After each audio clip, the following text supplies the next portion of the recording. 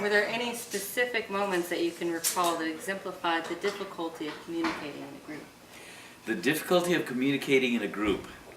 Yeah, you know, what we did... That was it. Okay, that's fine. The difficulty of communicating in a group, what we did, actually what I've done in many bands that I've been in, is a really helpful thing for making things easier to communicate in a group, and that is, I've always suggested that we look at the song that we're working on as the master, and we're all servants to the master, and everybody knows when something is right, because everybody will just look around and go, wow, that was cool, you know. And when somebody has a suggestion that everybody knows is wrong, this is another thing that I've always done in bands. I'll say, well, you know, let's go ahead and try that. And then I'm thinking, and then when it doesn't work, then we'll all know it.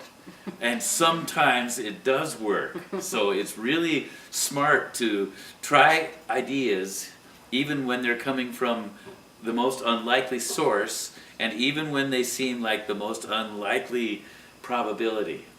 So general rule of thumb to really help with communicating in a group is let the group be servant to the project. Next question.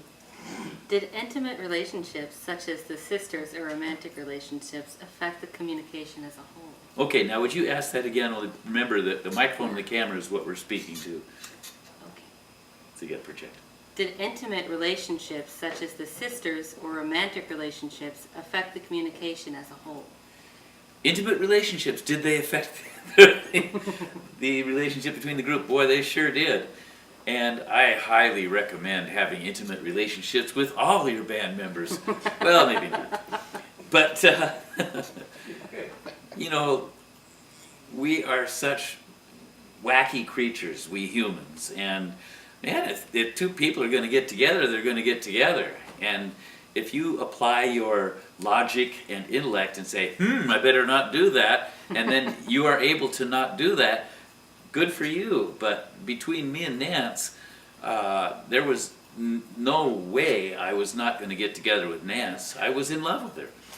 And that did put a little bit of a chasm between me and the rest of the guys, because now here I am sleeping with one of the main songwriters, and now my songs are being used more. Was it because I was sleeping with one of the main songwriters? I hope not. I hope they were just good songs. But yeah, anytime you have intimate relationships in a group, there's going to be wackiness. That's one of the reasons I think that they wouldn't allow females on ships, because, man, you'd have all kinds of problems. But I don't regret it for a second, and the fact that the group broke up, and, or I should say that I left the group prematurely, had very little to do with my being together with Nance when we were together. It was when we split up that it became a problem. Yeah. Do you think that feminism had an effect on how the group functioned as a whole? Well, feminism went way back to before Heart was popular, and it was a big part of the Wilson family. You know, their father was a Marine Corps officer, but it was really their mother who ruled the roost. And she very much instilled in Ann and Nance the qualities of take power and control situations, and that was kind of a never-ending battle in Heart. And there was one point where we were working on the Little Queen album. We were working on the song Love Alive. We were working down at K. Smith Studios in Seattle. And I had made a suggestion for the song. And Mike talked to Ann about it, and she said, no, we're not going to do that. but her decision, I felt in my heart, was not based on anything musical. It was based on the fact that she had the power to say no. And when that happened, I just felt like I'm out of this fucking band right now. Yeah, that was heartbreaking for me. How did the group dynamic change when you started to get press and recognition? That was really funny because, we do all these interviews and everybody would just want to talk to Ann and Nance. And I personally thought, well, of course. But the guys, they kind of bothered them. They were kind of, well, hey, we want to be in the interview too. And I always got kind of a kick out of that. I thought that was pretty funny. But I guess that's about all on that topic, or it's enough anyway. But we got to keep this real brief because I got to get to work here. But we have no Marvin yet anyway, so we're cruising. Okay. How did conflict influence the communication and musical styles of the group?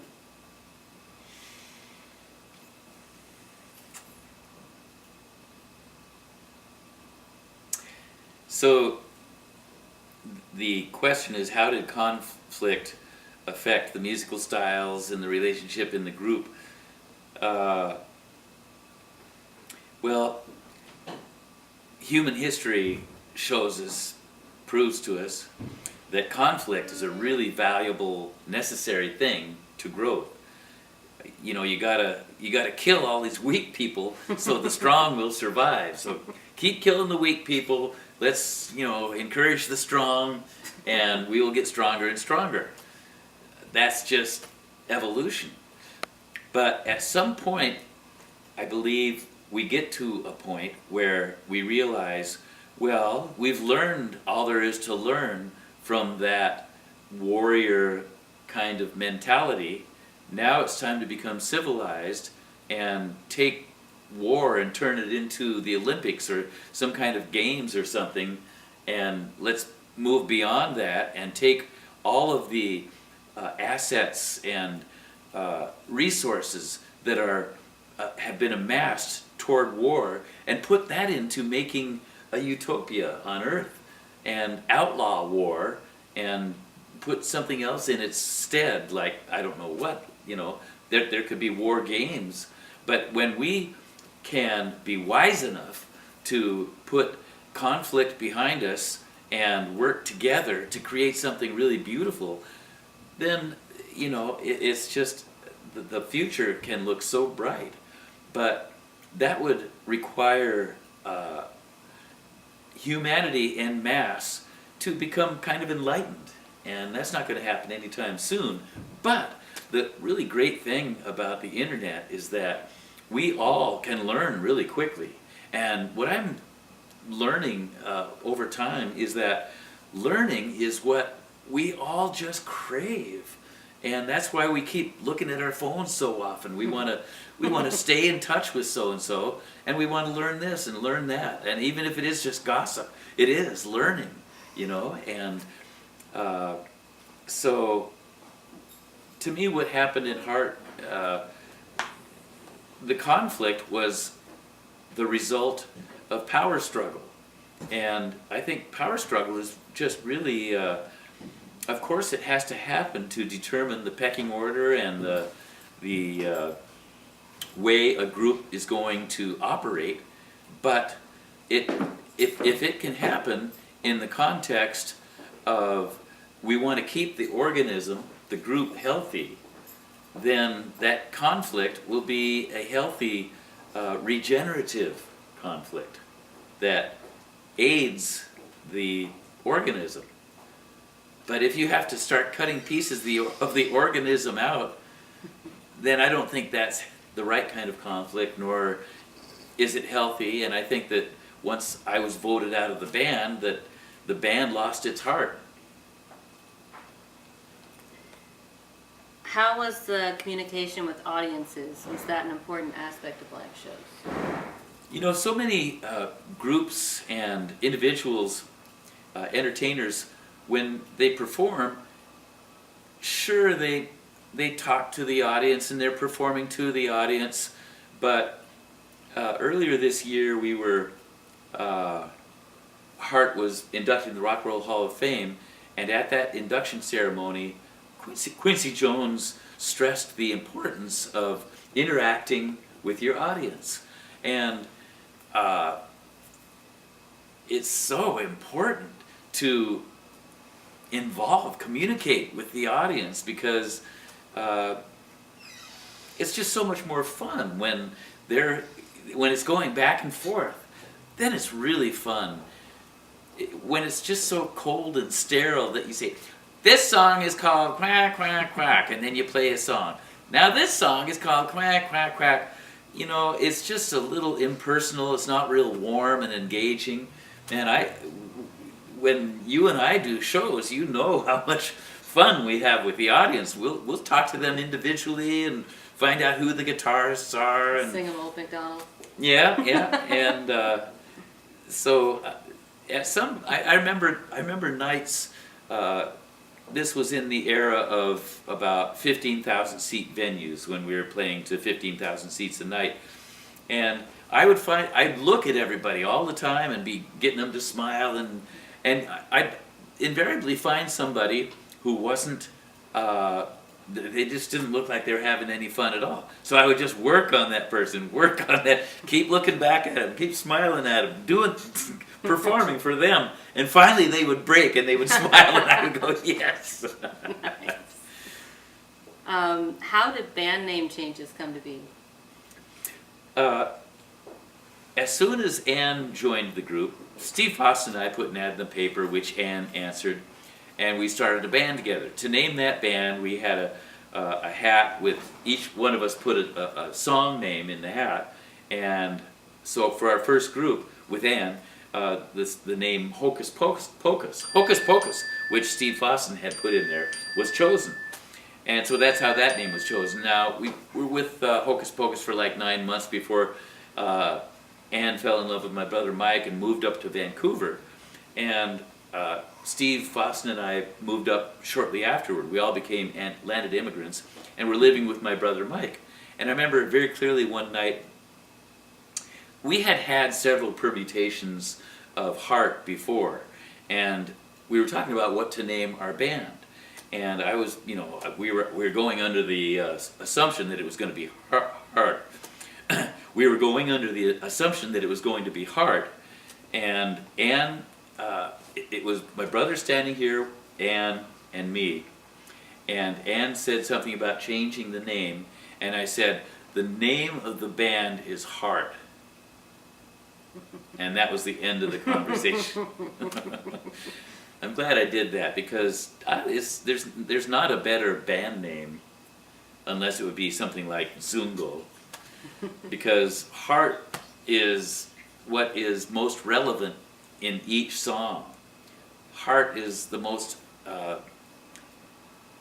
communicative element in music, and the more that everybody can remember and tune into and feel their heart, the better the world's going to be. So I like that name a lot. Now Zungo, my present group, really pays homage to a guy named Babatunde Olatunji, who came from Nigeria in the late 50s, moved to New York City following his personal vision, his calling, and brought authentic, traditional African percussion to the United States. So he's a very important man. Now our drummer, Ricardo Guiti, studied under him. Our hand percussionist, Gordy Ryan, played with Babatunde for 28 years. So there's this real significant Babatunde influence in our group. I forgot where I'm going with this. Where did we start? Band name changes, how did they come to be? Right. So, with this heavy Babatunde influence, a song that Gordy sings with our band is called Zungo. And Zungo is an African word for home. but it's not just like the home where you live in. It's the home where we all came from and where we all will return to. And I've had visions of that home, and that home is just the best. So, yeah. And the funny thing about band names is that, I probably think of 1,000 band names a year. You know, it's always kind of churning. So until I think of some really cool band name, we'll just call ourselves Roger Fisher. And the new album comes out in November, and it's called All Told, and I've got the best band I can imagine. I'm so fortunate to play with such great people and great musicians, except for, well, never mind. And no, it's an incredible band, and if you have a chance to come and see us in 2014 when we're on tour, boy, don't miss it, because it's a really uplifting, mind-expanding event. Thank you. Okay, we're done. Thanks. Okay, we're done. Thank you.